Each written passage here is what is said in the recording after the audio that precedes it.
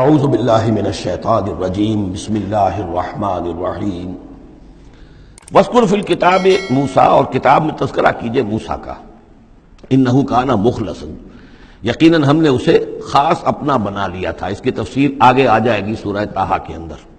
وکان رسولا نبی، اور وہ رسول نبی تھے۔ ونادیناہ من جانب طور الایمن، اور ہم نے اس کو پکارا، اس سے بات کی، اس کو بلایا طور پہاڑ کے داہنی جانب سے۔ وقربناہ نجیہ، اور اسے قریب ہم نے بلایا سرگوشی کے لیے۔ ووہبنا لہ من رحمتنا اخاہ ہارون نبیہ، اور ہم نے اسے اپنی رحمت سے اس کو یہ مقام بھی عطا کیا کہ اس کے بھائی ہارون کو بھی نبوت عطا کر دی، چونکہ یہ درخواست کی تھی حضرت موسیٰ علیہ السلام نے، وہ اگلی صورت میں آ جائے گا۔ وَاذْكُرْ فِي الْكِتَابِ اسماعیل، اور ذرا تذکرہ کیجئے کتاب میں اسماعیل کا بھی، انہ کان صادق الوعد، یقیناً وہ بڑے وعدے کے سچے تھے۔ اور خاص طور پر اشارہ ہو رہا ہے اتنا بڑا وعدہ جو حضرت ابراہیم سے اپنے والد سے انہوں نے کیا تھا کہ یا ابت افعل ما تؤمر ستجدنی انشاءاللہ صابرا، ابا جان کر گزریے جو بھی آپ کو اللہ کی طرف سے حکم آ رہا ہے، مجھے ذبح کرنے کا حکم ہے، ذبح کر دیجئے، انشاءاللہ آپ مجھے صابر پائیں گے۔ تو وہ آخری وقت تک انہوں نے اپنے اس وعدے کو نبھایا اور گردن جو ہے رکھ دی کہ چلائیے چھری۔ صادق الوعد وکان رسول النبی، اور وہ بھی مزاجی اعتبار سے جو میں نے عرض کیا ہے، حضرت حمزہ کیونکہ ویسے بھی نسل میں حضرت اسماعیل کی نسل میں سے ہیں، تو اگر آپ دیکھیں گے تو بہت ہی ان کے درمیان شخصیت کی مشابہت نظر آئے گی۔ رسول النبی، وہ رسول نبی تھے۔ وکان یامر اہلہ بالصلاۃ والزکاۃ وکان عند ربہ مرضیہ، اور وہ حکم دیتے تھے اپنے گھر والوں کو نماز کا بھی اور زکوٰۃ کا بھی، اور وہ اپنے رب کے نزدیک بہت ہی پسندیدہ تھے، بہت ہی اللہ تعالیٰ کو کے منظور نظر کہہ لیجیے، مرضیہ۔ واذکر فی الکتاب ادریس، اور تذکرہ کیجئے کتاب میں ادریس کا بھی۔ یہ ادریس علیہ السلام جو ہیں یہ ایک نبی ہیں کہ جو حضرت آدم اور حضرت نوح کے مابین گزرے ہیں۔ حضرت آدم اور حضرت نوح کے مابین ایک اور نبی بھی گزرے ہیں، قرآن مجید میں ذکر نہیں ہے، تورات میں، شیس علیہ السلام۔ تو نبی تو یہ ہیں حضرت آدم پہلے نبی، پھر یہ دو اور نبی ہیں حضرت ادریس۔ اس تورات میں ان کا نام حنوک ہے، شیس کا نام سیس ہے، وہ تو ٹھیک ہے، اور قرآن مجید میں ان کا تذکرہ بھی نہیں ہے، لیکن حضرت ادریس کا حنوک نام ہے وہاں۔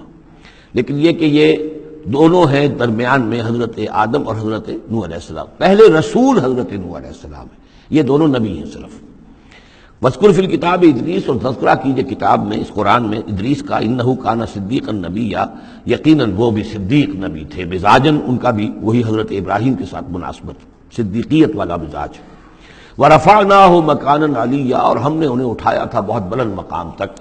اب یہ اٹھانا جو ہے ویسے تو بعض لوگوں کا خیال ہے کہ شاید وہ بھی حضرت عیسیٰ علیہ السلام کی طرح رفع سماوی ان کی ہوئی ہے، چوتھے آسمان میں حضور کی ان سے ملاقات ہوئی ہے شب معراج میں۔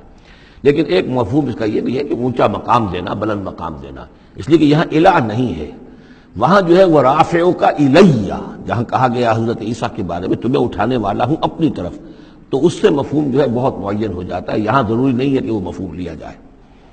اولئک الذین انعم اللہ علیہم، دیکھیے وہی لفظ آ گیا اب، یہ ہیں وہ لوگ جن پر انعام فرمایا ہے اللہ نے، من النبیین، انبیاء میں سے۔ اب ہم چونکہ منعم علیہم کے 4 طبقات تھے، ان میں سے یہ انبیاء کا تذکرہ ہو رہا ہے سب کا۔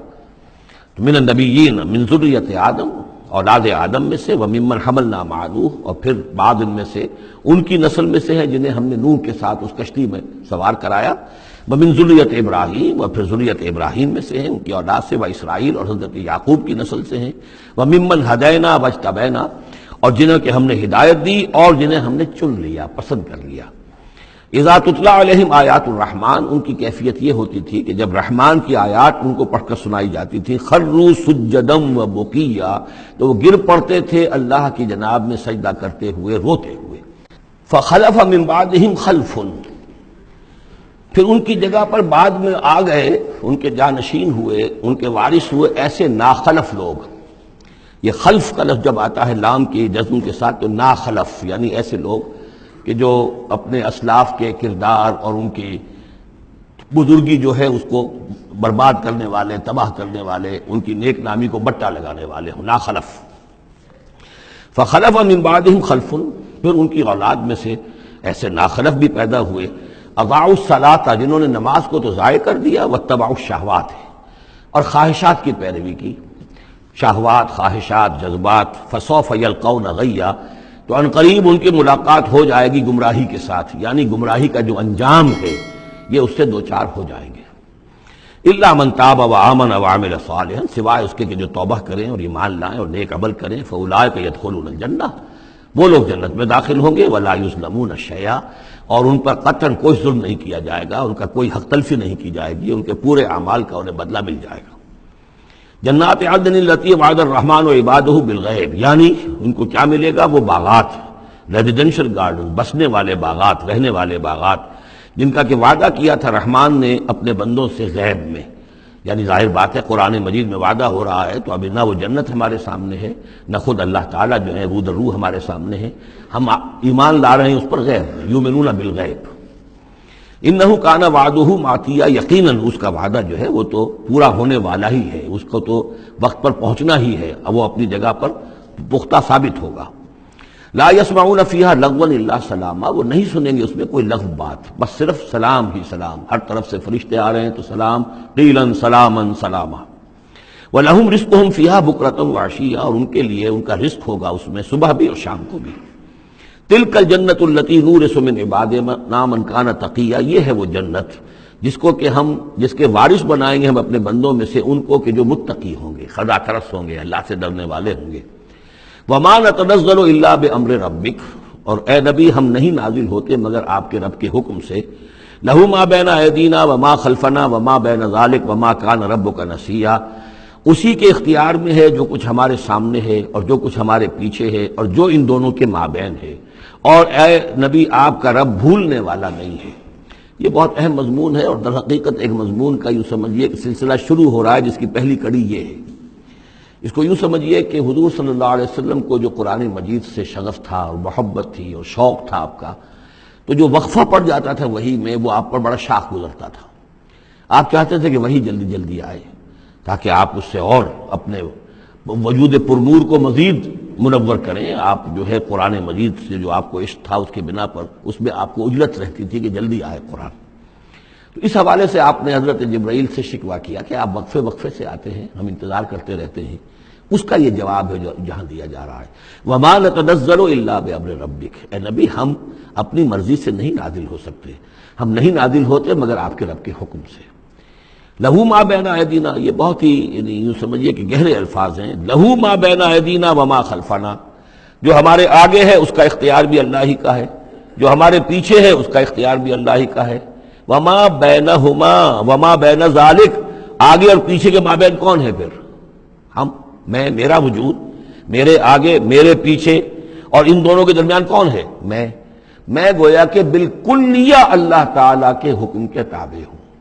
فرشتے کی یہی شان ہے کہ فرشتہ جو ہے یفعلون ما یؤمرون، جو حکم ملتا ہے، لا یعصون اللہ ما امرہم، ان کا معاملہ یہ ہے کہ جو بھی اللہ کا حکم ہے گویا کہ وہ تو اس سے سرتابی نہیں کرتے، سرے منہ اس میں فرق نہیں ڈالتے۔ وما نتنزل الا بامر ربک، ہم نہیں اترتے یا اتر سکتے مگر آپ کے رب کے حکم سے، جب اسی کی مصلحت اور اسی کی مشیت ہوتی ہے وہ وحی دے کر ہمیں بھیجتا ہے۔